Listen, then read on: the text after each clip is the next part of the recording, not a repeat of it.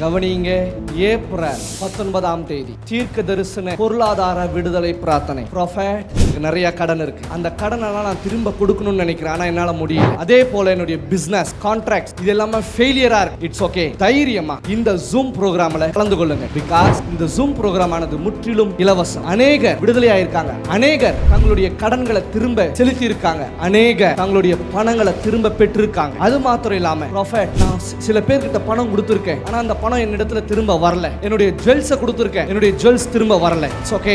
அது மாத்திரம் இல்லாம ப்ராஃபட், எனக்கு வேலை இல்ல. It's okay. ப்ராஃபட், இன்னும் எனக்கு கல்யாணமே ஆகல, எனக்கு 40 வயசு ஆகுது, ஈவன் எனக்கு 30 வயசு ஆகுது, 35 வயசு ஆகுது, எல்லா வரன்களும் வருது, ஆனா என்னை விட்டு போகுது. It's okay.